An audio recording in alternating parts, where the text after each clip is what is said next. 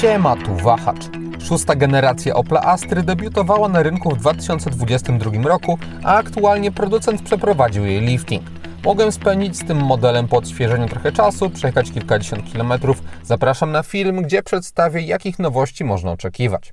Część z nich widoczna jest już na pierwszy rzut oka, ponieważ odświeżona Astra zyskała przeprojektowany zderzak z przodu oraz podświetlony grill, który najbardziej zwraca uwagę. Muszę przyznać, że tak jak nie jestem zwolennikiem zazwyczaj tego typu zabiegów, to w Astrze LEDowe paski wyglądają według mnie bardzo ładnie i dodają jej sporo uroku.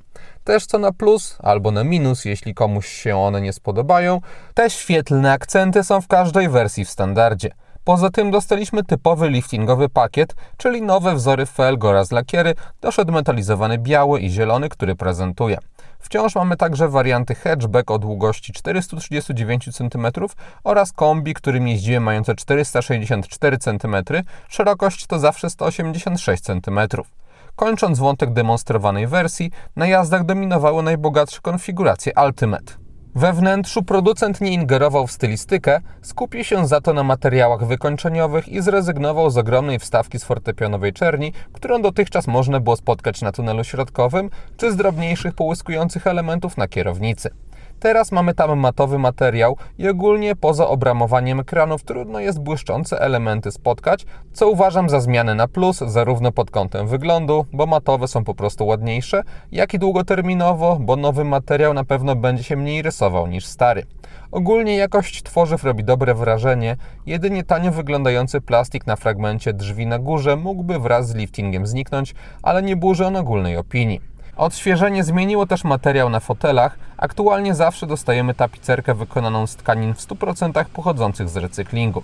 Też w bazowych odmianach pojawiły się znane chociażby z Grandlanda fotele IntelliSeats, które mają zapewnić mniejszy nacisk na kość ogonową, co ma z kolei pozytywnie wpłynąć na komfort w długich trasach, a w bogatszych wersjach pozostają bardziej zaawansowane fotele z certyfikatem AGR, które widać na nagraniach.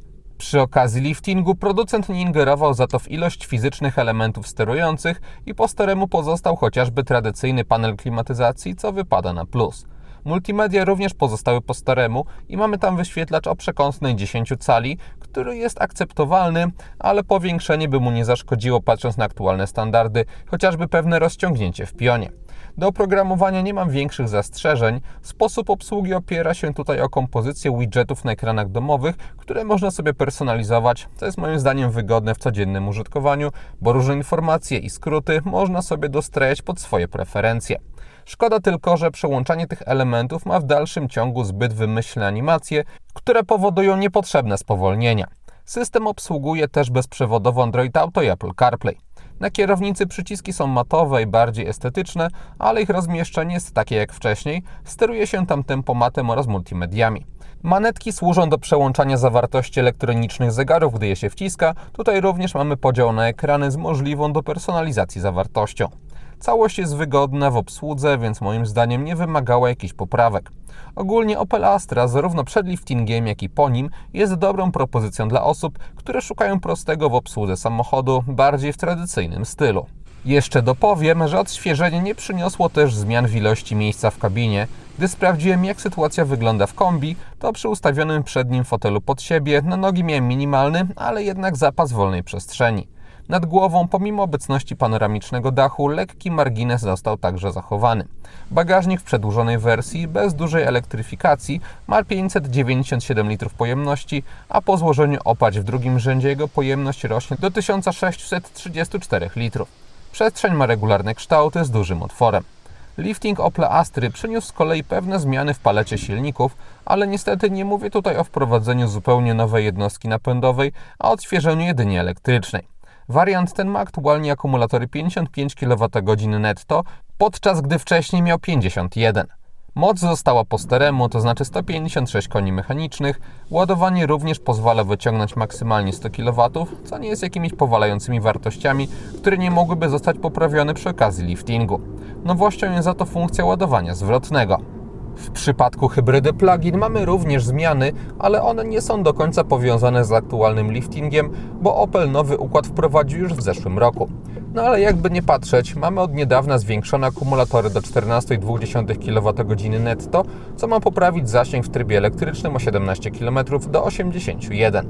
Dzięki wzmocnieniu silnika elektrycznego wzrosła również moc łączna układu do 196 koni mechanicznych, prędkość ładowania pozostała na nierobiącym wrażenia pułapie 3,7 kW. Opel nie ingerował w podstawowe silniki, którym jest miękka hybryda 145 koni oparta o benzynę 1.2 oraz, co już nie zdarza się często w dzisiejszych czasach, diesla 1.5 generującego 130 koni mechanicznych. Wszystkie te układy napędowe obsługują automatyczne skrzynie biegów. I chociaż za na przykład obecność diesla wciąż Opla wypada pochwalić, to również wciąż części osób brakować może jakiegoś umiarkowanego cenowo mocniejszego czterocylindrowego silnika benzynowego, ponieważ hybryda plug-in względem podstawowych jednostek jest o 22 400 zł droższa, a nie każdy, kto potrzebuje większej mocy, ma swoje gniazdko, aby wykorzystać potencjał plug-ina. Cennik samochodu opiera się o 4 półki wyposażeniowe Edition, Business Edition, GS i Ultimate i w porównaniu z cennikiem przedlifta nowością jest ostatnia wersja. Dotychczasowy GS został zubożony, ale też staniał i robi za wersję dla osób, które stawiają na dodatki stylistyczne i trochę tylko lepsze wyposażenie funkcjonalne, np. z fotelami AGR albo dwustrefową klimatyzacją.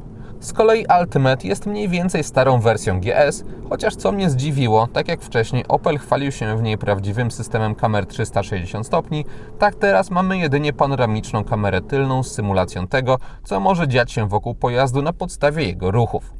Poza tym jakichś nowości czy cięć nie dostrzegłem i ogólnie podstawy wypada moim zdaniem trochę doposażyć, aby osiągnąć satysfakcjonujący poziom, bo w Edition brakuje chociażby kamery cofania czy dostępu bezkluczykowego, można te braki uzupełnić opcjonalnymi pakietami. GS zapewnia już rozsądny poziom, a Ultimate to naprawdę dobre wyposażenie, gdzie mamy chociażby ostatnią moim zdaniem godną wzmianki nowość w Astrze w standardzie, czyli lepsze adaptacyjne światła. Dotychczas mieliśmy 168 niezależnych stref, a teraz jest ich aż 51 000, co ma zapewnić znacznie lepsze wycinanie innych samochodów. Jako że jazdy były w dzień, to tylko tyle mam na ten temat do powiedzenia. Ogólnie testowany Opel moim zdaniem jakiegoś trzęsienia ziemi nie potrzebował, wciąż jest to dobrze jeżdżący i prosty w obsłudze samochód, a zmiany uczyniły go aktualnie trochę lepszym. Warto jeszcze wspomnieć, że w zbliżonej do Astry cenie w gamie producenta mamy także inne podwyższone modele, np. mniejszą Mokkę albo zbliżoną gabarytowo Fronterę. Gdyby ktoś celował w crossovera, to wspominaną Fronterę GS z hybrydą 145 koni można mieć za około 130 000 zł albo za 1105 zł miesięcznie w wynajmie długoterminowym w ofercie partnera Wahacz TV firmy Carlis Polska. Rata taka możliwa jest przy 3-letnim wynajmie i rocznym limicie kilometrów 20 000, a widzowie kanału wpisując w uwagach do zamówienia na stronie Wahacz Free będą mieli darmowy transport wybranego auta. Link do oferty wrzuciłem w opisie filmu. I to wszystko, co przygotowałem ze spotkania z odświeżoną Astrą. Dziękuję za uwagę i mam nadzieję, że film o niej się podobał. Jeśli tak było, zachęcam do dania mu łapki w górę, będzie mi z tego powodu bardzo miło, a jeśli ktoś nie ma, zapraszam również do subskrypcji kanału, ponieważ kolejne materiały na Wahacz TV pojawią się już wkrótce. Na razie!